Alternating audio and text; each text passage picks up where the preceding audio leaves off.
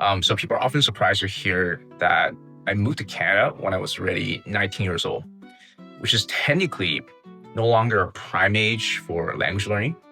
And they want to know my secret sauce. So I've definitely thought about teaching English, but teaching English, especially in terms of grammar rules and vocabulary, has just never sat right with me.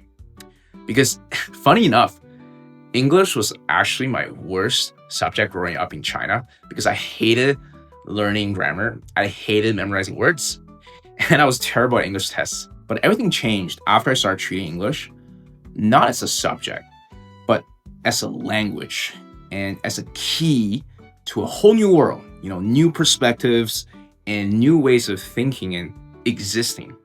So the way I got to where I am today with my English fluency was definitely not through hardcore memorization. It was more like a top to bottom identity reconstruction, coupled with a large amount of reading, listening, and speaking, and not necessarily in the context of just language learning, but more like in real world interactions. So I threw myself into many embarrassing or even traumatizing social situations and took on difficult challenges such as door-to-door sales, cold calling, and networking with strangers.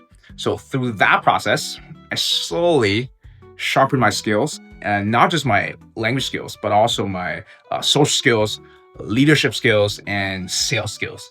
So this is not necessarily something you can just teach through a course or a lesson. You have to really live through that life, that hardship, and there's no shortcutting it. Of course, you can sit at home and read as many books you want or watch as many TV series you want, but you can never become a truly effective communicator, networker, or leader in an English-speaking world without going through that journey first. So that's the reason why I've been so hesitant to teach English, because learning a second language itself is relatively cheap.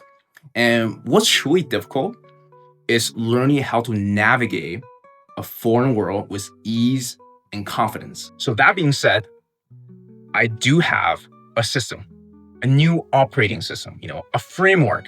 So I'll build an entire framework for fundamentally transforming, leveling up your English skills. But it requires installing a brand new operating system and taking a lot of action. So common action or 行动 if you're serious, if you're interested in transforming your English and taking it to the next level.